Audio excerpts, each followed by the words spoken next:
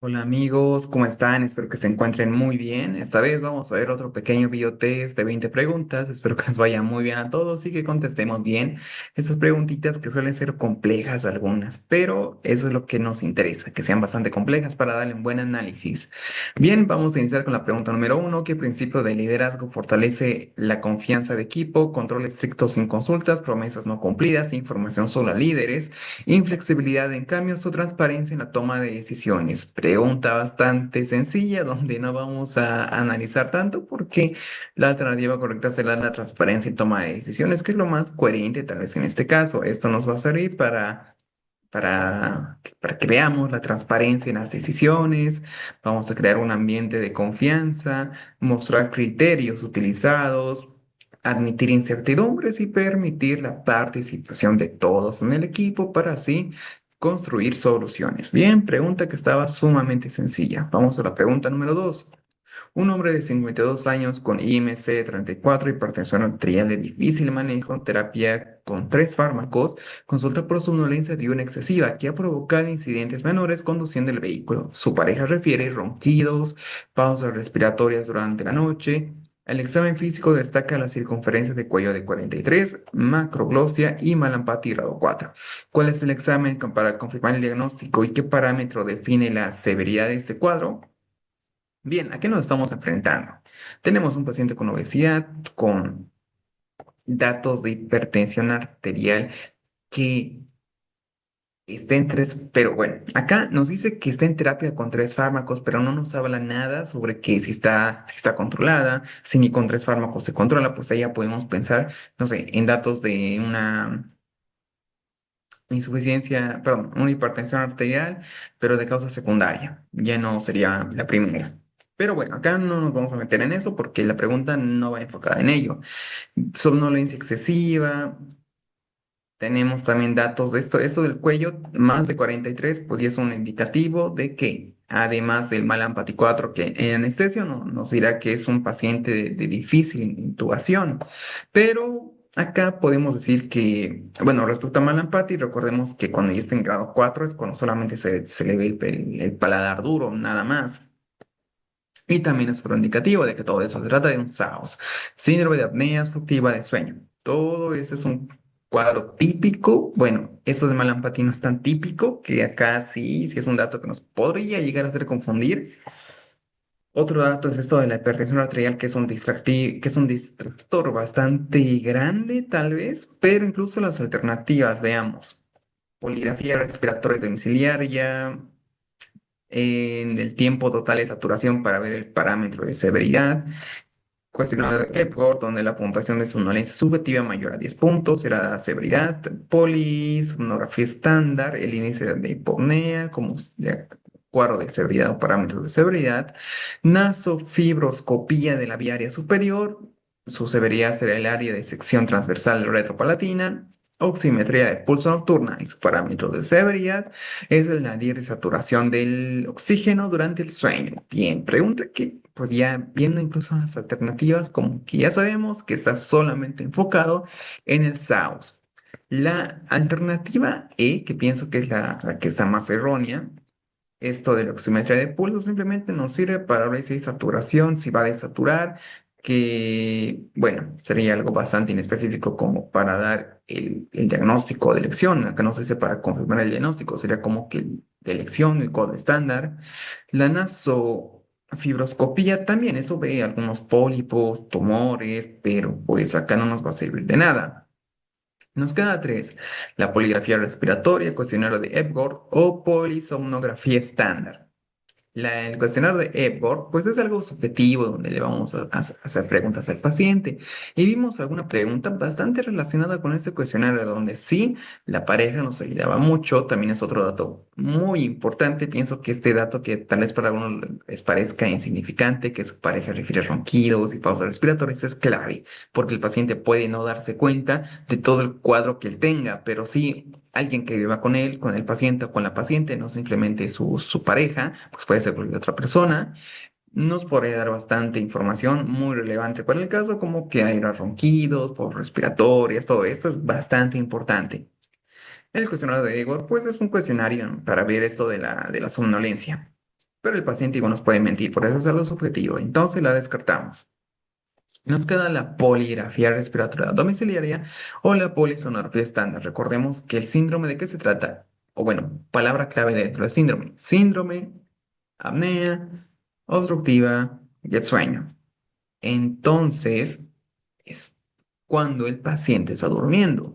En la poligrafía respiratoria domiciliaria, que quizás en pacientes jóvenes se haga, pues aún así no es lo correcto, ya que acá nos puede dar un dato erróneo por el hecho de que el paciente acá no está durmiendo. Lo correcto sería una polisonografía estándar, porque acá sí el paciente va a estar dormido y nos va a dar verdaderamente el diagnóstico, por eso es el gold estándar. Acá como que puede haber errores, justamente porque no es en el sueño.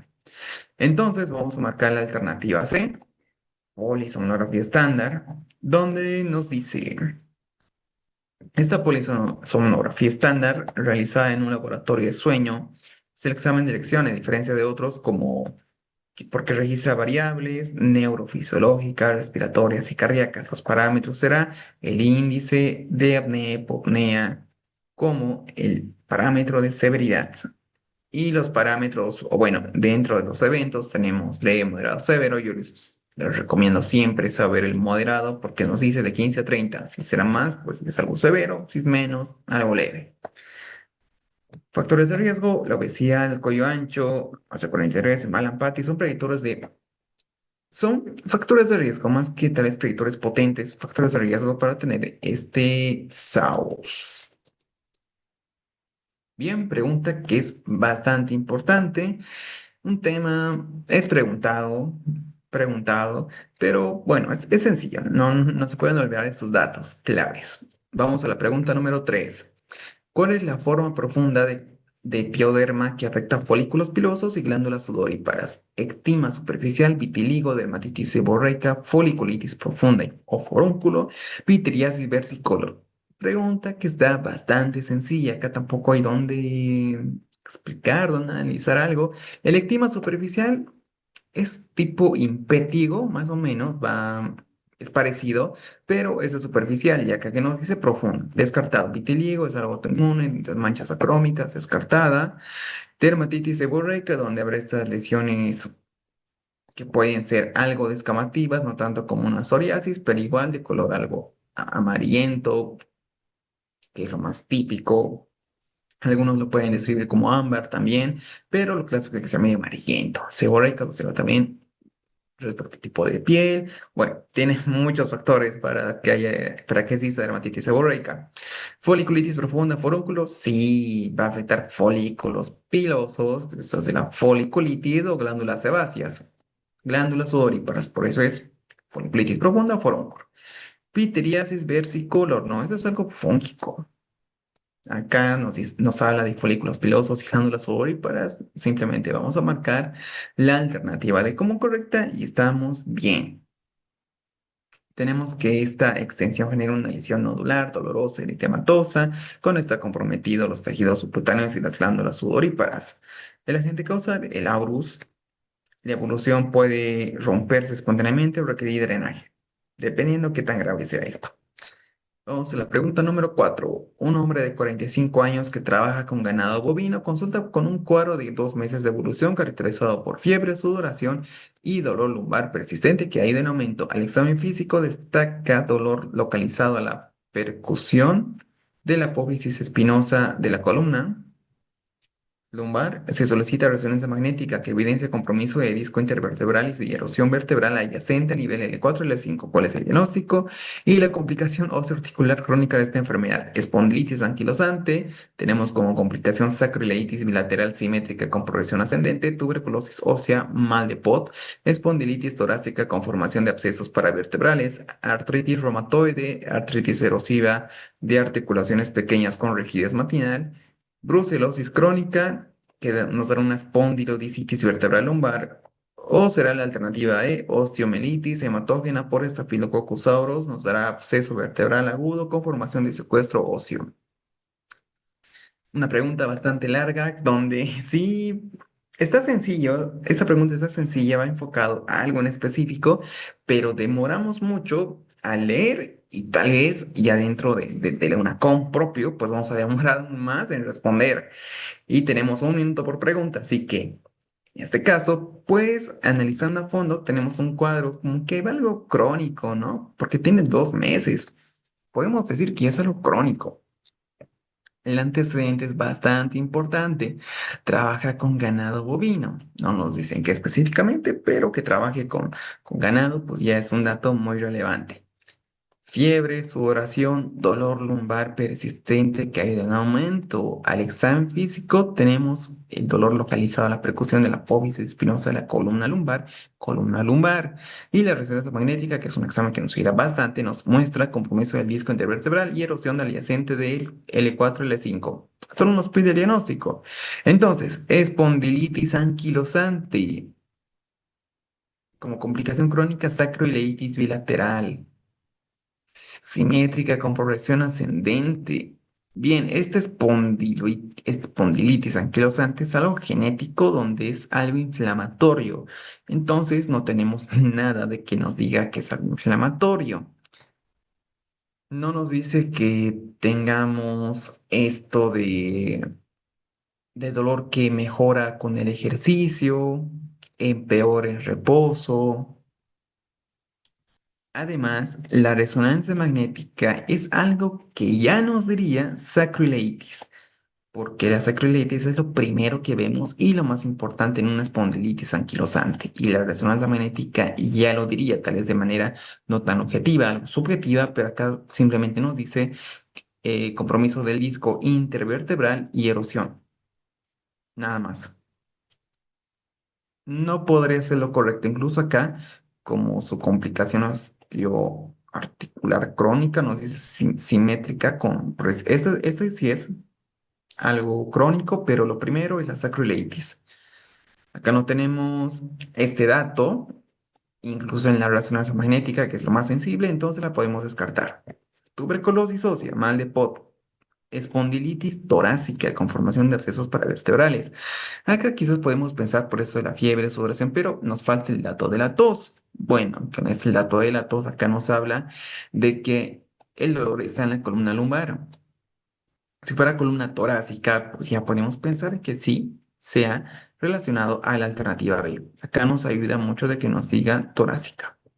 La podemos descartar también. Nos queda la alternativa C, artritis reumatoide, que no tenemos eso de la rigidez, la deformación de las manos, la podemos descartar. Brucelosis crónica o será una osteomielitis. Tenemos datos de infección, ¿sí? Por la fiebre, sudoración. ¿Qué más tenemos para pensar en osteomielitis? Nada más, porque el cuadro de la osteomielitis es algo agudo. Y esto ya tiene 2 meses de evolución. Además que la osteomielitis es mucho más grave. Esto es algo progresivo, donde recién ahora nos muestra compromiso del disco intervertebral, erosión, que pues aún así nos dice que se sigue complicando más, o sea, sigue siendo de manera progresiva.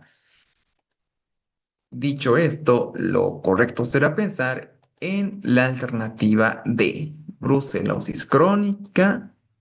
Su dato será la espondilodicitis vertebral lumbar. La alternativa E la descartamos, la vamos a marcar esa brucelosis, que por los antecedentes pues pienso que era bastante dirigido y estamos en lo correcto. Nos dice que es la inflamación de los discos intervertebrales y vértebras adyacentes, manifestándose con dolor lumbar persistente y fiebre intermitente. Puede dar abscesos y nos dice que el signo de Pedro Pons, que es radiológico, acá no tenemos la radiografía me parece. ¿Qué más tenemos acá? Sí, no tenemos radiografía. Pero bueno, este signo es clásico, consistente de una erosión destructiva del ángulo antero superior. Bueno, ya sabemos que si en brucelosis o vemos un cuadro clínico donde hay el signo de Pedro Pons y es de brucelosis. Pero igual lo veo bastante específico, no creo que vaya una pregunta tan específica dirigida a esto, pero bueno, es un dato llamativo. Su tratamiento, antibióticos prolongados con doxiciclina seguramente y en algunos casos requerirá intervención quirúrgica. Bien, pregunta que no era tan difícil. Pienso que acá el antecedente clave era esto de trabajar con ganado bovino y descartar como El diferencial más importante es la tuberculosis ósea. Posterior a ello, como que sí estaba un poco sencilla. Vamos a la pregunta número 5. Hombre de 65 años, fumador de años, consulta por disnea y fatiga asociada a hiponatremia. Una hiponatremia donde hay que tener cuidado, están 122. El examen físico destaca síndrome de vena cava superior. La radiografía de tórax muestra una masa voluminosa a nivel iliar, o sea, algo central, con ensanchamiento mediastínico sugerente de adenopatías masivas. La fibrobroncoscopía con biopsia reporta células pequeñas, cromatina en sal y pimienta y alta tasa mitótica. ¿Qué característica es más relevante de ese tumor y cuál es su manejo inicial? Asociación estrecha con cicatrices pulmonares previas. El tratamiento es principalmente quirúrgico dado su bajo potencial metastásico inicial. Crecimiento, uy, está largo esto. Crecimiento endobronquial con neumonías obstructivas recurrentes. Es un tumor de bajo grado que requiere observación o cirugía conservadora. Crecimiento lento y central es el tratamiento de lesiones, la resección quirúrgica, una lobectomía más linfadenectomía. Localización típicamente periférica, el manejo se basa en terapias dirigidas según mutación de la EGFR o crecimiento extremadamente rápido con diseminación metastásica temprana. El tratamiento de lesiones quimio, radioterapia combinada. Bien, pregunta que sí, sí. Recordemos que las preguntas de cáncer pues pueden complicar mucho, pero bueno. 65 años, un paciente adulto mayor, hiponatremia. Esta hiponatremia mm, tal vez sea un síndrome paraneoplásico. Probablemente todos disneyas es algo respiratorio, que sí ya podemos pensarlo. Y un dato muy relevante, bastante importante, es esto del síndrome de vena cava superior. ¿Qué tipo de cáncer trae este síndrome? Y acá pues vamos a ver como clínica propia de esto, pues esto de edema de extremidades superiores, edema facial. La radiografía de tórax nos muestra algo central, que ya es un dato muy relevante también, y células pequeñas. Bueno, ya podemos estar bastante seguros que se trata de un carcinoma, un cáncer de pulmón de células pequeñas. Bueno, hasta ahí estamos todos seguros del diagnóstico. Entonces, ¿cuál será la característica más relevante de este tumor? Ahora, otros quizás se dieron cuenta por esto de sal y pimienta, igual puede ser, por la tasa mitótica que sí es algo bastante grave, igual son pistas que nos deja la alternativa o la misma pregunta para hacerlo un poco más sencilla, porque no sea tan complejo, aunque igual como que sí está un poco complejo. Entonces, la alternativa, vamos con la alternativa D. Periférico. Esto nos dice central. Entonces, como que se estuviera contradiciendo acá. El periférico, vean, es como que su contraste de esas células pequeñas. Si es periférico, será de células grandes. Se pueden guiar por eso, porque es como un contraste. Luego tenemos este que nos decía un tumor de bajo grado que requiere solo observación o cirugía conservador. No, nos dice alto índice mitótico, o sea que es algo grave. Esta alternativa B estará igual mal. Puede ser un simple, a ver, carcinoide quizás. Un carcinoide que es algo, un tumor de bajo grado, benigno. Puede ser. Tenemos también la asociación estrecha en cicatrices pulmonares previas. El tratamiento será quirúrgico dado su bajo potencial metastásico o crecimiento lento y central. El tratamiento de elección será la resección quirúrgica. Mm, Estas sí están bastante complejas. ¿Ustedes qué pensarían de que se puede tratar? Esta de cicatrices pulmonares previas, quizás sea un adenocarcinoma. Probablemente este crecimiento lento y central podría ser de células escamosas, quizás. Aún así, esta la podemos descartar ya que no asociación con estrechas cicatrices pulmonares. Acá no tenemos nada para pensar en estrechas cicatrices pulmonares. Nos habla de cromatina, sal y pimienta, como que hay bastantes puntitos, alta tasa mitótica, células pequeñas.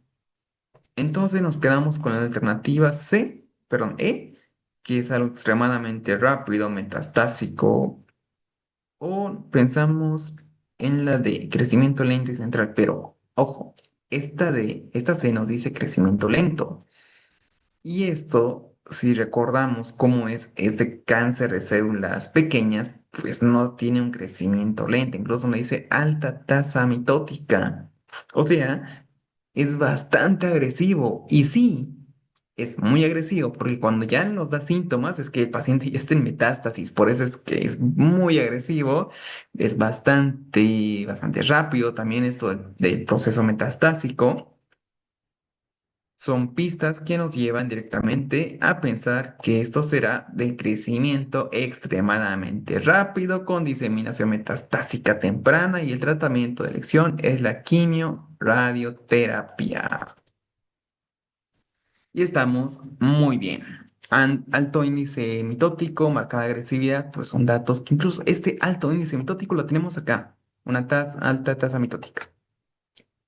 Es una pregunta muy importante, muy compleja, donde nos podíamos haber confundido en unas alternativas, pero teníamos pistas tal vez muy ocultas, donde sí debíamos hacer un análisis a fondo de todo esto para descubrirlas.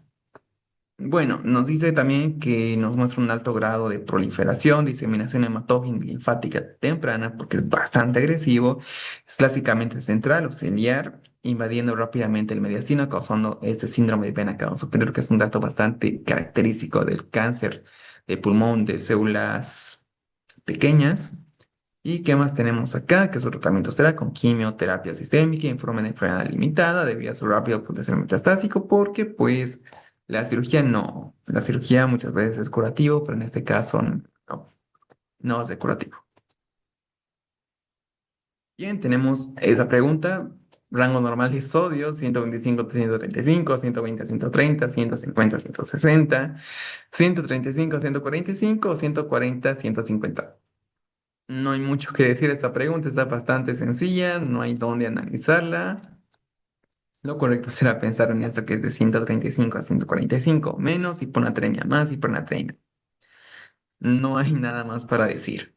Vamos a la pregunta número 7. Un hombre de 48 años con antecedente de válvula aórtica bicúspide Q de control.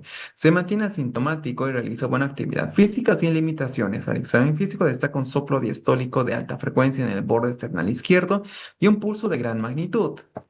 El ecocardio Doppler nos muestra insuficiencia aórtica severa. ¿Cuál de los siguientes hallazgos ecocardiográficos representa una indicación de cirugía de reemplazo valvular en este paciente? Índice de masa ventricular izquierda de 110, con función diastólica conservada, fracción de eyección del ventrículo izquierdo menor a 50 o igual a 50%, diámetro telesistólico del ventrículo izquierdo más de 50, presión arterial de la sistólica de 150 y presión de flujo reverso diastólico de la aorta descendente.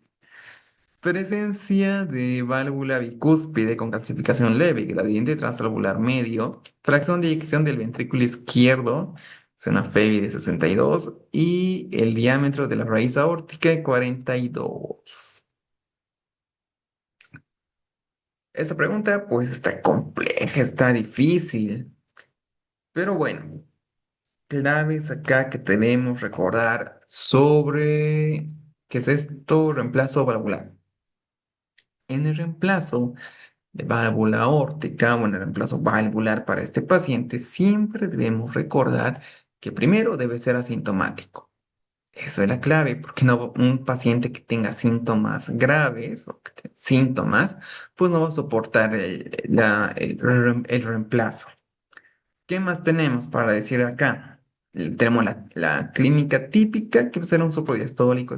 Lo vamos a ver en la clase correspondiente del SAI y del DICE, que es buenísimo para recordar todos los soplos. Y el pulso de gran magnitud. Son datos esperados dentro de eso de las valvulopatías. Entonces, y esto como datos semiológicos. Entonces, pues también otra característica importante es fijarnos la fracción de eyección ventricular del lado izquierdo que nos mostrará disfunción sistólica. Esto es clave. Además, me parece que debería existir cierta alteración diastólica. No estoy muy seguro específicamente cuál era esta alteración, pero sí que debe fallar algo de la diástole también. Entonces, ¿qué tenemos acá? Masa ventricular izquierda 110, pero fusión diastólica conservada. No, ¿qué dijimos? Algo debe haber una alteración diastólica, puede ser la función, pero debe haber algo de la diástole mala. Esa la podemos descartar. Otra está la presencia de válvula bicúspide con calcificación leve y gradiente transvalvular medio. Acá no nos habla nada de la FEBI. Y si es un requisito importante, la podemos descartar.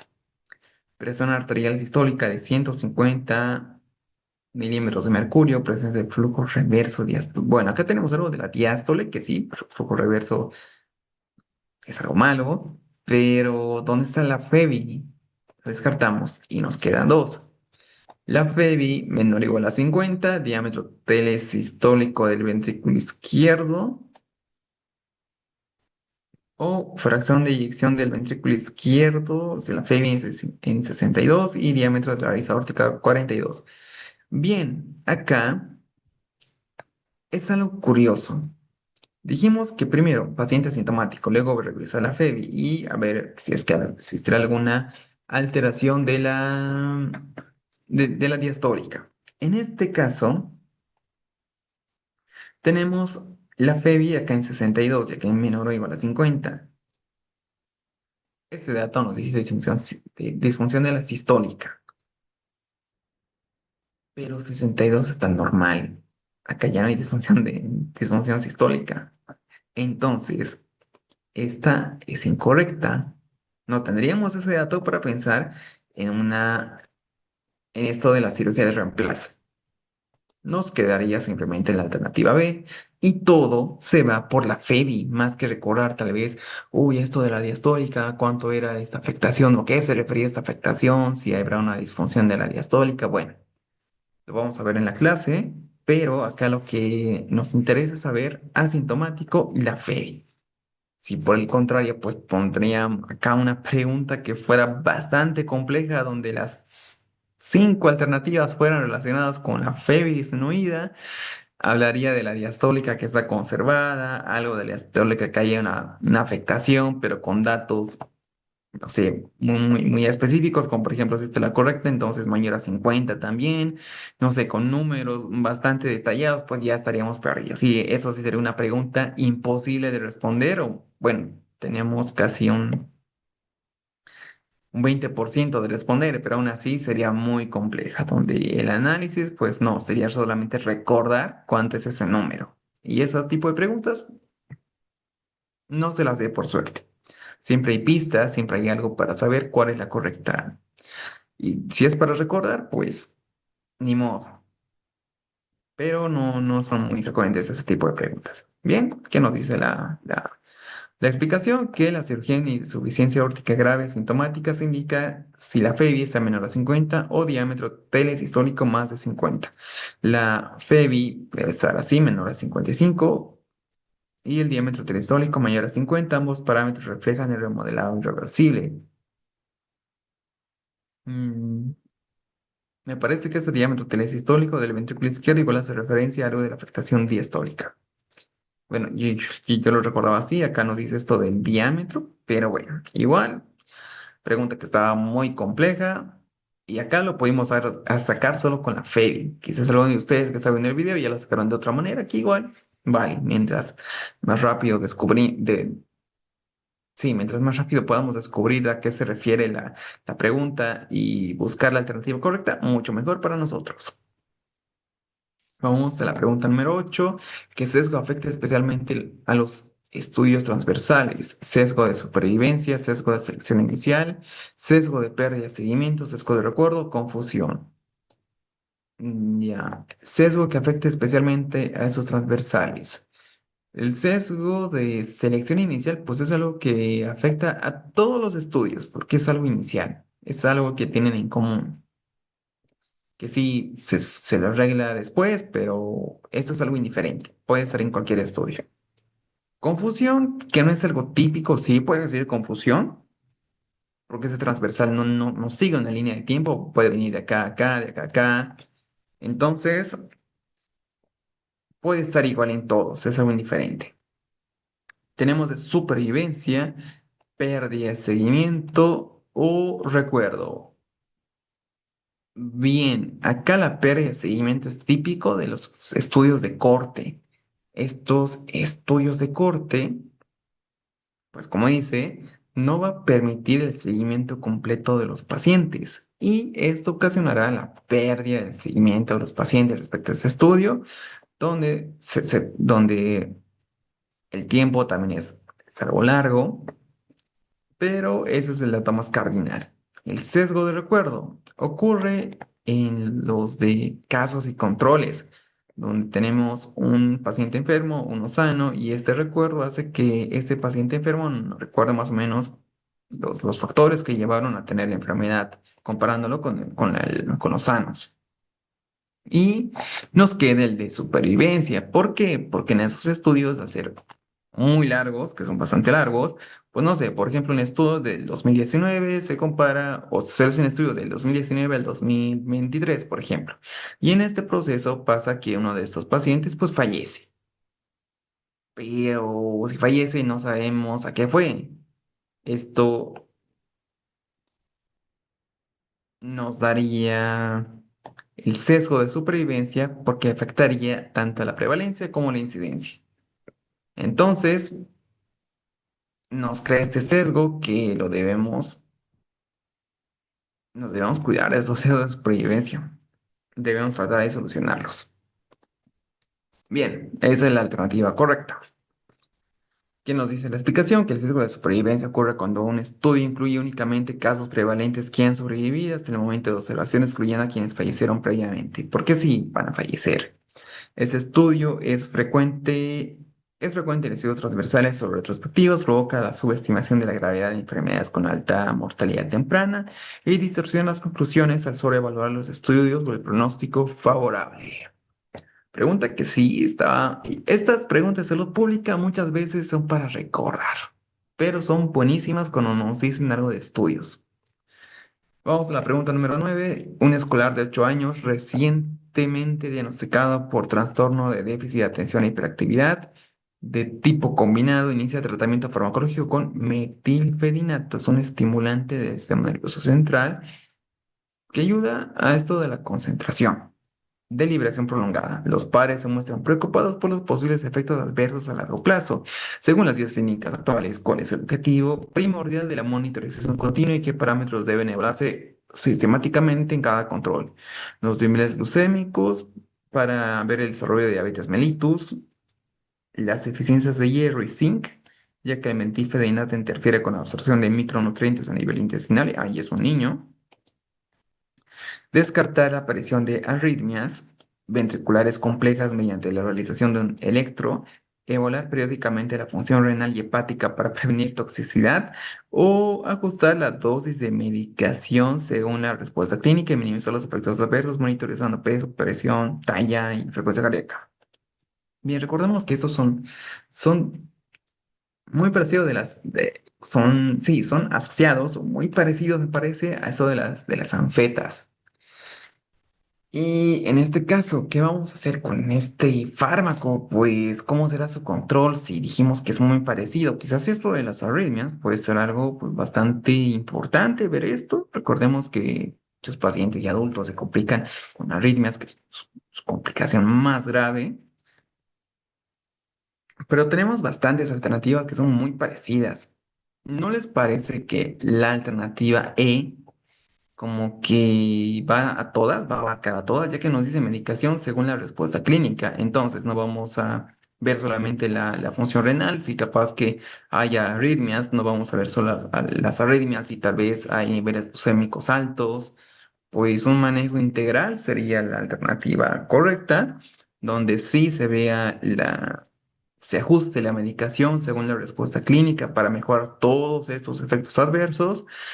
Y pues con la monitorización de peso, talla personal, arterial, frecuencia cardíaca, haciendo énfasis en el estado de las arritmias, que puede ser una de las complicaciones principales. Entonces vamos a marcar la alternativa E. Y estamos muy bien. Nos dice que la monitorización continua nos ayuda para ver, para asegurarnos de que no nos pase cualquier efecto secundario. Evaluar la respuesta clínica a lo largo del tiempo ayuda a determinar la dosis adecuada o si va a requerir modificaciones. Y esto pues facilita la toma de decisiones y adaptar un plan terapéutico según las necesidades de este paciente. Pregunta que estaba buena. Muy buena. Y este es un distractor bastante grave. La C, si respondieron la alternativa C, no se preocupen porque este era un distractor muy grande. Pero la E es un manejo como que más integral. Vamos a la pregunta número 10. ¿Qué seguimiento post-tratamiento se realiza tras cirugía curativa posterior a cáncer cervicuterino? Citología de examen pélvico de 3 a 6 meses, colonoscopía anual, prueba cutánea del día, filtro mamario anual o densitometría ósea cada mes. Bueno, esta sí está muy sencilla. Muy, pero muy sencilla. Tras cirugía curativa posterior a cáncer cervicuterino. No nos queda más que la A. Citología y examen pélvico cada 3 o 6 meses, porque la colonoscopía, la cutánea, filtro mamario y la densitometría ósea como que no cuadran para como seguimiento post-tratamiento. Y nos dice que esto es esencial para detectar recurrencias. Se realiza la citología cervical periódica, justamente para identificar recurrencias. El examen pélvico en cada control permite evaluar la integridad anatómica. También en algunos casos se complementará con algo de imagen. Bien, pregunta que estaba bastante sencilla. Vamos a la pregunta número 11. Una mujer de 38 años consulta por un cuadro de 4 meses de evolución, caracterizada por astenia, intolerancia al frío y estreñimiento. Al examen físico destaca glándula tiroides aumentada de tamaño, de consistencia firme, o sea, algo duro, no doloroso y de superficie irregular. Bien, el laboratorio nos muestra TSH de 12, valores normales de 0,44 y se solicita una ecografía tiroidea para complementar el estudio. ¿Cuál es el hallazgo ecográfico más característico que apoya el diagnóstico de tiroides de Hashimoto? Presencia de múltiples nódulos con ala hipocoico completo y calcificaciones en cáscara de huevo. Parénquima con ecogenicidad heterogénea, presencia de áreas hipocoicas difusas, nódulo sólido único marcadamente hipocoico con bordes especulados, glándula aumentada de tamaño con parénquima marcadamente hiperecogénico y homogéneo y brillante, imagen de tormenta de nieve caracterizada por quistes milimétricos difusos sin flujo al Doppler. Bien, esta tormenta de nieve la podemos descartar, esta la vemos en el contexto obstétrico, en mole latiforme. Tenemos cuatro para ver esto y eso se trata de un hipotiroidismo, seguramente por esto de Hashimoto que es más frecuente. Tenemos incluso la clínica y es no doloroso, firme, o sea, algo duro. Y esto de la superficie irregular, ¿a qué puede hacer énfasis? Porque es algo que nos diga esto de del irregular. Mm, bueno, ¿qué podemos pensar? Esto de las calcificaciones, como que las podemos descartar por el hecho de que no, no es lo más típico que veamos en hipotiroidismo, calcificaciones. Calcificaciones se refiere en muchos contextos, no estoy seguro si también acá, pero es que es algo ya metastásico, algo muy malo, que es algo grave, bastante progresivo. Va a ello. En este caso, si estamos en lo correcto, pues podemos descartarlas. Tenemos una acá, calcificaciones, y también tenemos otro que hablaba de calcificaciones. No hay dónde está. La alternativa A no son las calcificaciones, no las calcificaciones, parénquima con ecologicidad heterogénea, hipocoicas difusas, septos, marcadamente hipocoico. Aquí está, microcalcificaciones. La C también. Entonces nos quedan dos alternativas, la B y la D. Y también hay otro para darnos cuenta cuál está bien y cuál está mal, ya que nos dice glándula tiroides aumentada de tamaño. Y la alternativa D nos dice tamaño disminuido, homogéneo, hiperecogénico, quizás al decir homogéneo nos diga que sea algo, puede ser algo normal, una tiroides normal, tal vez. Y bueno, la única que quedaría por probabilidad, porque esto es ya algo pienso que es más para recordar. Sí, había cosas que podíamos analizar para llegar a la alternativa correcta, pero bueno, ecografía no es algo típicamente preguntado, sí es algo esto bastante específico. Y si llegamos a la alternativa correcta, entonces estamos perfectos. Ya sabemos incluso ecografía por datos que quizás lo hacen un poco más fácil dentro de dentro de este enunciado, pero bueno, estamos muy bien. Esta pregunta sí es de una dificultad bastante elevada, muy elevada. Y nos dice que presenta ecogenicidad heterogénea, se asocian áreas hipoicoicas, es altamente sugestivo de origen autoinmune y su valor puede asociarse a los anticuerpos positivos de anti-TP o antitiroglobulina. Bien, pregunta que estaba muy compleja, realmente difícil. Y felicidades a todas las personas que respondieron bien esta pregunta, porque para mí esta era de las más preguntas de las más difíciles que podíamos haber visto. Vamos a la pregunta número 12. ¿Qué estrategia comunitaria puede ayudar a prevenir el TEPS en desastres o tras desastres naturales? Restricción de las noticias, programas de apoyo psicosocial temprano, cierre de escuelas, construcción de carreteras o distribución de alimentos. TEP, ¿qué es? Trastorno de estrés postraumático. Ese es el TEP. Y acá, pues, solo quedaría la alternativa B, programas de apoyo psicosocial. Es lo primero que se hace con psicoterapia.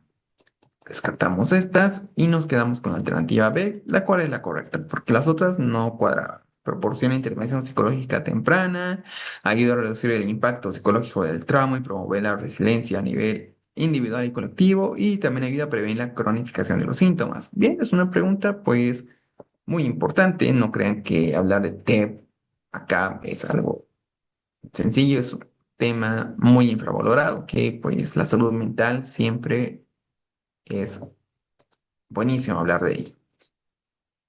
Entonces, vamos a la pregunta número 45. Un paciente con PQRAD, poliquistosis renal, AD, autosómica dominante, conocida, presenta inicio súbito de dolor intenso en flanco derecho, hematuria macroscópica, no tiene fiebre ni síntomas urinarios bajos. ¿Qué complicación aguda de su enfermedad de base es más probable?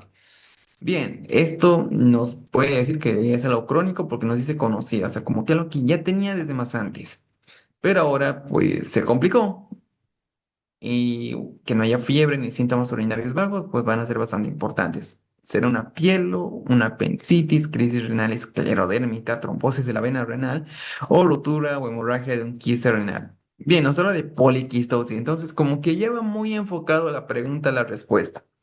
De todas maneras, no hay fiebre ni síntomas urinarios bajos. Pielonefritis, hay fiebre, es un dato cardinal, descartada. Apendicitis, hay fiebre, dato cardinal, descartado. Si tuviéramos fiebre, quizás podemos pensar en una apendicitis porque tiene múltiples localizaciones, pero aún así como que la clínica falla. Crisis renal esclerodérmica. En esta esclerodérmica, pues tendremos que tener el dato principal cardinal es esclerodermia, como que está fijo, que está rígido, duro, y esto traería una complicación como la lesión renal, una lesión renal bastante rápidamente progresiva, algo bastante agudo, algo muy complejo, que pienso que rápidamente progresivo es el mejor término para esto. Y pues acá no tenemos ese dato, solo tenemos dolor intenso y hematuria. Trombosis de la vena renal, dolor. Está trombosado, debe doler. Igual puede venir con hematuria. Ah, y ojo, tenemos eso. Dolor y hematuria, pero no sé, yo me iría más por la rotura hemorrágica de un quiste renal, la zona de poliquistosis renal. Igual podría ser esta, porque trombosis de la vena renal, mm, podría ser, pero trombosis. Tendría que haber acá un cuadro obstructivo. Poliquistosis renal. Pienso que sería más en un cálculo renal. Un cálculo renal que por ahí que se está motivo de trombosis de la vena renal. Puede ser. Yo lo veo también probable dentro de la poliquistosis renal. Pero más frecuente me parece la E. Vamos a marcar esta. Y si no, igual puede ser la D. Pero vamos por la E. Ya estamos bien. Esta enfermedad poliquística.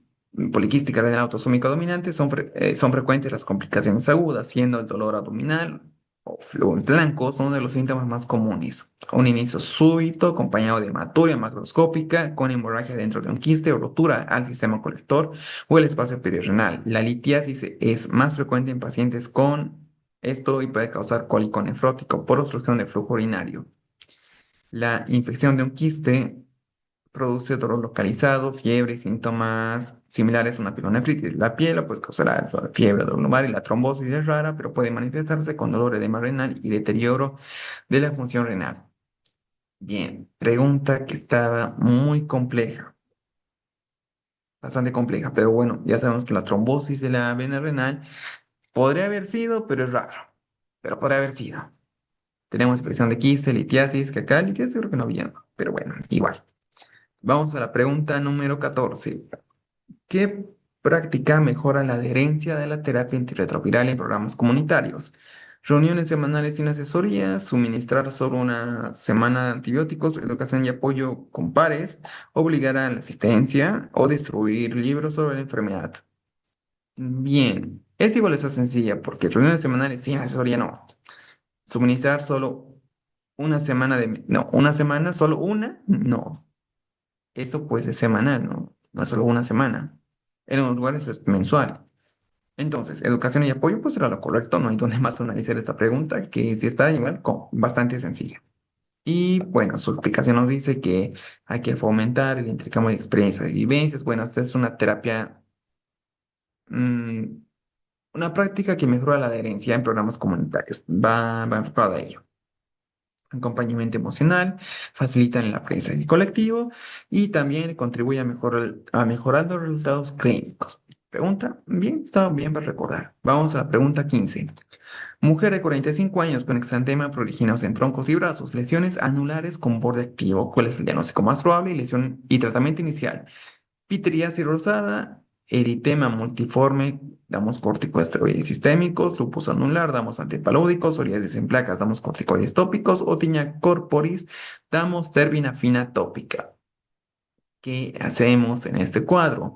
La alternativa a pitriasis rosada la podemos descartar. Esto sí puede estar en el tronco, pero como datos cardinales o como los signos, tendríamos que tener esto de árbol de Navidad, más o menos va así. ¿Qué va a ser de color rosado? Borde activo, pues ¿a qué se refiere borde activo? Acá puede ser un borde que esté eritematoso, pruriginoso, algo descamativo, pero levemente. No se confundan con la psoriasis en placa. La psoriasis en placa sí es descamativo, ese es su dato, no sé, no digo patognomónico, pero sí el dato más llamativo en la psoriasis en placas, que descama. Y bueno, no tenemos estas lesiones acá. Ya descartamos la D. Y la pitriasis, igual, otro dato también de la pitriasis, nos puede dar esto de la mancha heráldica también. Pues se puede venir con esto de la mancha heráldica. Bien, ¿qué más tenemos acá? El eritema multiforme. Este eritema multiforme se le dice lesión en tira al blanco. Y esto es porque tiene tres colores. También multiforme, como que va por ahí. Lupus anular no tiene un borde activo. Estaba asociado a la fotosensibilidad. Puede ser, sí, algo eritematoso, pero hasta ahí, nada más. La psoriasis que ya descartamos y nos queda la tiña corporis, que es una lesión anular, borde activo porque es bastante pruriginoso, eritematoso, que puede escamar, pero no tanto. Y bueno, eso será la alternativa correcta, aunque como exantema como tal, que solo está en tronquibrazos, sería un poco más complejo, tal vez una tiña corporis un poco complicada. Pero estamos en lo correcto. Borde activo, eritematoso, descamativo, centro aclarado son características de la tiña corporis. Esta lesión suele ser pruriginosa, que se expanden en forma concéntrica con borde activo marcado en el crecimiento del hongo. Diagnóstico es clínico, pero puede confirmarse con examen directo de hidróxido de potasio. Y su tratamiento será antifúngico tópico como la terbinafina clotrimazol. Si las lesiones son extensas o recidivantes, será un tratamiento sistémico. Vamos a la pregunta número 16. ¿Qué hallazgo en la tomografía computarizada es típico de pancreatitis crónica? Conexiones líquidas peripancreáticas, derrame pleural unilateral, masa focal con realce homogéneo, calcificaciones intraductales parenquimatosas o edema intersticial difuso. El hallazgo en la tomografía. No, esta sí está compleja. Esta sí está igual muy compleja. ¿Qué vamos a pensar acá como que sea la correcta? Puede ser, pienso. Colisiones líquidas peripancreáticas, pero nos habla de pancreatitis crónica, porque eso es lo típico que vemos en la tomografía. Pero ¿será igual de la crónica? ¿Sería igual que la aguda? Derrame pleural, esta la podemos descartar sin duda. Masa focal con realce homogéneo. Homogéneo como que sería algo, bueno, pero es una masa focal. Tal vez eso sería en tumor. Alguna masa, alguna neoplasia, pues podría provocar esto, pero es homogéneo. Alguna lesión benigna, quizás, la podemos descartar, pero podemos pensar igual en ella. Calcificaciones, no, calcificaciones dijimos que eso ya es en procesos metastásicos, más probablemente, así que la descartamos. Nos queda edema intersticial difuso o colecciones líquidas peripancreáticas. O masa focal con realce homogéneo, quizás igual, pero pienso que quizás no tan bien, aunque ya es algo crónico. Vamos a la alternativa A, lesiones peripancreáticas, pero esto más me suena a que es una pancreatitis aguda.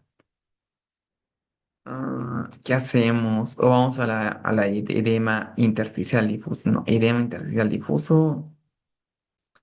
Tal vez sea la C. Vamos por la A. Y era la de calcificaciones intraductales. Veamos por qué esta sí está muy llamativa. A ver, la pancreatitis crónica se caracteriza por la presencia de calcificaciones tanto en los conductos pancreáticos como en el parénquima, en la pancreatitis crónica. Esos depósitos corresponden a la acumulación de sales de calcio en acinos y conductos previamente lesionados y obliterados, reflejo de un proceso inflamatorio prolongado. Esas calcificaciones ductales y parenquimatosas son un signo distintivo que representa daño estructural avanzado. Se observa atrofia pancreática, contornos glandulares irregulares, evidencia de fibrosis progresiva, dilatación del conducto pancreático principal es un hallazgo frecuente, asociado a la obstrucción crónica. La visualización conjunta de calcificaciones múltiples, dilatación ductal y cambios fibróticos establecen un patrón altamente sugestivo. En el contexto clínico adecuado es diagnóstico de pancreatitis crónica. Bien, esta pregunta sí, no, está bastante difícil. Muy, pero muy difícil. Y eso, calcificaciones. Y esto casi siempre la vemos en procesos muy graves, pero, bueno, también procesos graves relacionados a alguna neoplasia, ya que era pancreatitis. En cierto sentido, nosotros tuvimos el error de generalizar todo esto. Así que, bueno, ya sabemos que calcificaciones más que todo va a neoplasias, aunque igual generalizamos en esto de la pregunta de hipotiroidismo. Bueno, a pesar de que allá sí estuvimos en lo correcto. Bien, pregunta muy compleja, la verdad, bastante compleja. Pero bueno, si alguien respondió esto, pues felicidades, respondió una de las más difíciles que vimos hasta ahora. Ya dejamos a un lado la anterior pregunta y esa es la más difícil. Vamos a la pregunta 17. Una mujer de 28 años con 24 semanas de gestación acude a urgencias por inicio súbito de disneas y dolor tipo pleurítico. El examen físico, la cardíaca de 110, la respiratoria de 24, la saturación 93. Al ambiente. El examen segmentario de extremidades inferiores no muestra signos de trombosis venosa profunda. Ante la sospecha de TEP, trombosis, un tromboembolismo pulmonar y considerando que la paciente presenta creatinina de 1,8, bien, una lesión renal y el deseo de minimizar la relación directa sobre el tejido mamario, porque recordemos que está embarazada. ¿Cuál es el estudio de elección para el diagnóstico? Ya, el estudio, bueno, el diagnóstico sí es una TEP, un tromboembolismo pulmonar, pero ¿cuál será el estudio de elección? Fibrobroncoscopía con lavado bronquial en busca de macrófagos con hemosidina, angiografía coronaria percutánea, gamografía de ventilación perfusión, ecografía Doppler de vasos abdominales y venas renales, o angiografía pulmonar por tomografía computarizada. Esta ecografía con Doppler de vasos abdominales y venas renales como que está descartada porque pues sí tenemos esta lesión renal. pero no va a ser tan específico que veamos con ecodoppler. Si tenemos diagnóstico de TEP, sí, como otro diagnóstico podemos pensar en la renal aguda, o sea, aguda versus crónica, pero no es lo más importante o no he enfocado en este caso. La angiografía coronaria, esto es para infartos. Fibrobroncoscopía con lavado bronquial alveolar. Bueno, fibrobroncoscopía nos diría que hay algo de, no sé, tumor, pólipo, pero hasta ahí, nada más, descartada. Descartada, descartada. ¿Qué nos queda? Angiotomografía pulmonar, angiotac, o gammagrafía de relación perfusión. Esta pregunta está sencilla. Incluso acá nos dice lesión renal y la paciente pues quiere minimizar la radiación directa sobre el tejido mamario. Bien, acá nos serviría bastante la alternativa C, gammagrafía, porque la E, bien, esta es muy discutida, bastante discutida, esto de si el contraste de la angiografía, del angiotac pulmonar o simplemente del angiotac, pues, pues sí, realmente está contraindicada en lesión renal. Este año me parece que el último artículo dijo que sí está contraindicada, pero el año pasado salió uno que no está contraindicada. Y bueno, esto como que cambia año por año, así que en este caso, típico para el NACOM es que sí está contraindicada, más que lo que digan los artículos, lo que digan los metaanálisis. En el NACOM sí, está contraindicado usar este contraste de la angiotomografía en lesión renal y aún más si está embarazada la paciente y tiene deseo de que haya menos radiación. Entonces, simplemente vamos a marcar la alternativa C, la cual es la correcta. Y nos dice que es una alternativa diagnóstica en caso de sospecha de embolia, en caso de sospecha de esta TEP, cuando la angiopatia está contraindicada. Y nos dice que las principales son alergia al contraste iodado o insuficiencia renal, cosa que podemos pensar acá, quizás avanzada no, pero sí insuficiencia renal.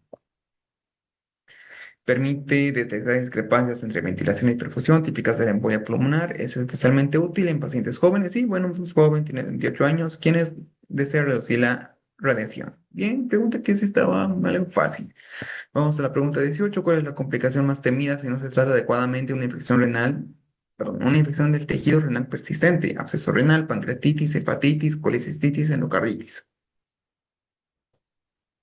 Es igual, está sencillo, pues no vamos a esperar que ante una infección del tejido renal persistente haya una endocarditis, colecistitis, pancreatitis, hepatitis. Una colecistitis sí pienso que puede haber. Podría existir, pero sería bastante raro.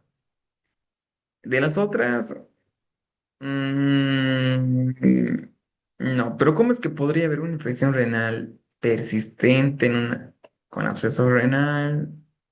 Bueno, ¿qué lo podría causar? Quizás la litiasis renal puede ser, como ejemplo, mm, me parece que es un proceso obstructivo, algo obstructivo que se infecte y causa un absceso. Pienso que va por ahí. Bien, vamos a ver, cuando una infección del tejido renal no recibe un tratamiento adecuado, esos son factores que dificultan su resolución, se complica con un absceso. ¿Qué más tenemos acá? Este cuadro suele desarrollarse como consecuencia de una respuesta insuficiente al tratamiento inicial, obstrucción del... Aquí está. Por persistencia de obstrucción del drenaje urinario que favorece la proliferación bacteriana. Bueno, obstrucción. Dato clave. Se manifiesta con fiebre alta persistente, dolor lumbar, es característico de escaso o nulo descenso de la fiebre pese a su uso de antibiótico habitual y el tratamiento combinará los antibióticos con el drenaje. Bien, pregunta que estaba sencilla, sí, muy sencilla, pero su explicación sí valía mucho la pena. Vamos a la pregunta 19. Hombre de 69 años, diabético tipo 2, hipertenso, en tratamiento con metformina, losartán e hidroclorotiazida. Presenta un cuadro de 4 días de vómitos alimentarios y diarrea, evolucionando a malestar general y disminución de volumen urinario. El examen físico se encuentra paradixíquico, o sea, como que piensa lento. Presión arterial de 150, la cardíaca de 110. En sus exámenes de laboratorio, creatinina de 2,5 2, 2,0, 78, fracción de eyección de sodio 0,5, sodio 130, potasio en 2 y cloro 110. El fluido que debe administrarse inicialmente es albúmina, bicarbonato, ringelactato, glucosada, glucosalina isotónica.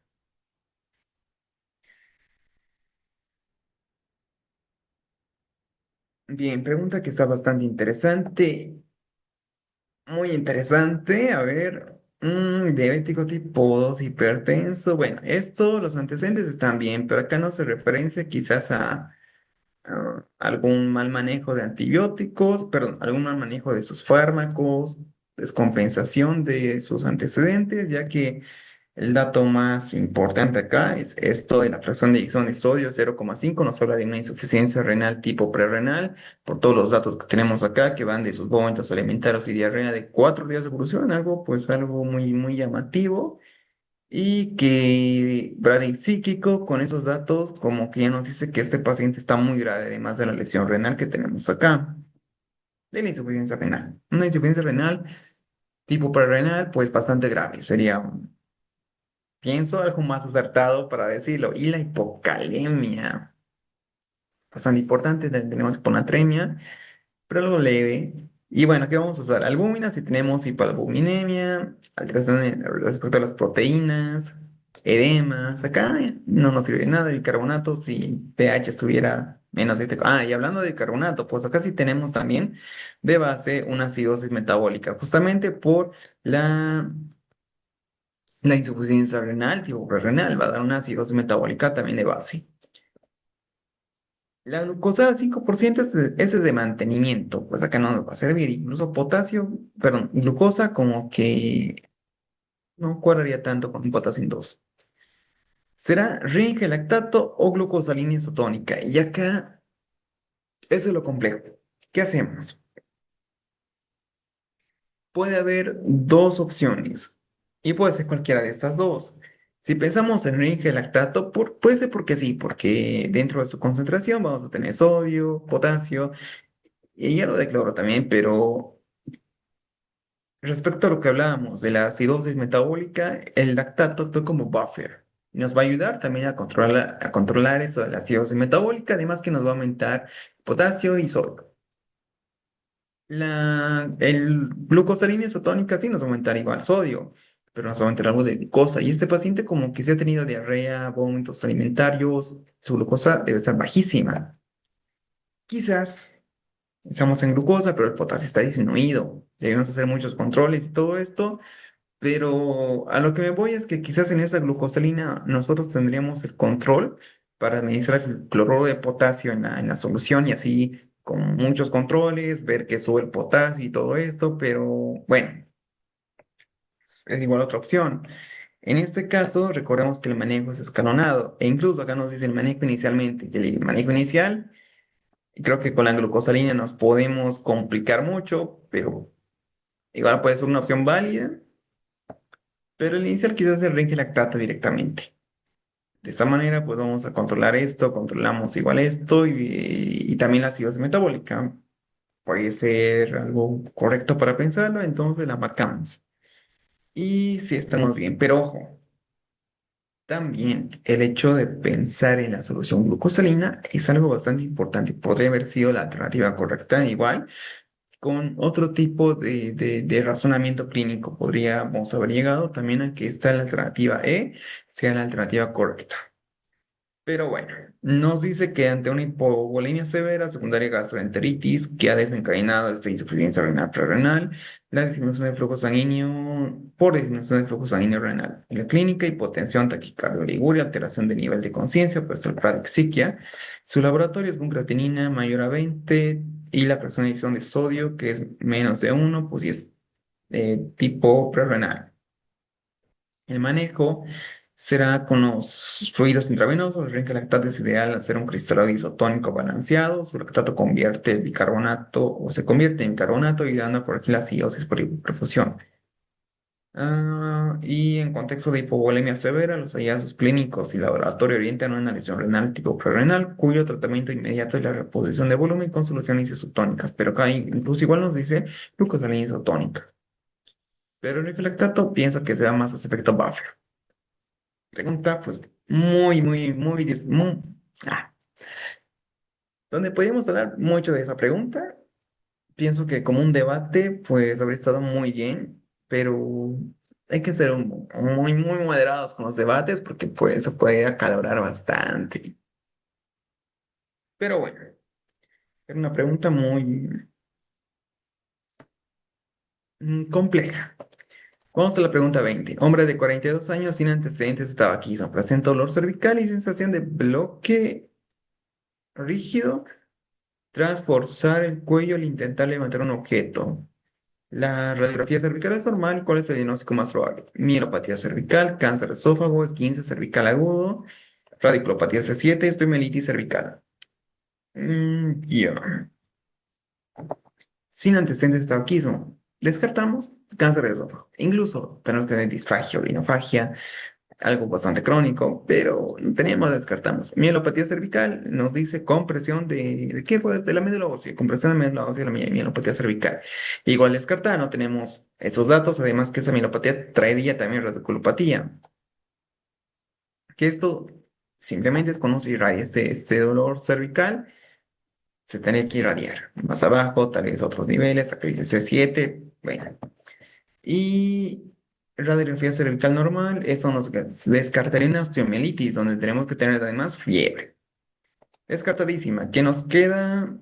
Ah, bueno, solo nos queda la C, que es el cuadro, pues, principal acá, donde solo tenemos dolor y lo que, como que frigidez, parece. Y pues bueno, nada más.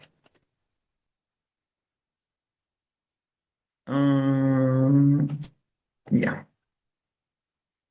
Un esguince cervical agudo se caracteriza por dolor y rigidez tras un movimiento brusco o al forzar el cuello, una con radiografía normal. En la mayoría de los casos, el manejo inicial será reposo relativo, AINES, collarín, bueno, collarín, caso grave tal vez. Y los diferenciales, mielopatía y radiculopatía, déficit neurológico y alteraciones en la electromiografía. Ausentes en este cuadro, cáncer de esófago, pues no se relaciona con dolor cervical u otros esfuerzos, osteomielitis, fiebre y cambios radiológicos. Bien.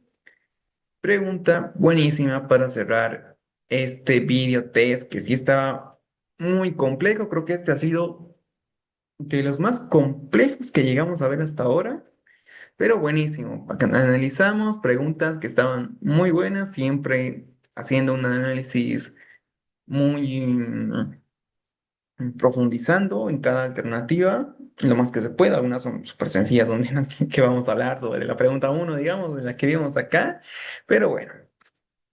Espero que todos, yo, bueno, no espero, estoy seguro que ustedes respondieron bien todas las preguntas, especialmente felicitar a las personas que respondieron esas dos preguntas que eran muy complejas, como por ejemplo es la número 16. Esta, pues, felicidades, o si respondieron y se equivocaron igual, pues felicitaciones. Fueron preguntas muy complejas. Y bueno, a seguir estudiando y nos vemos en otro video test.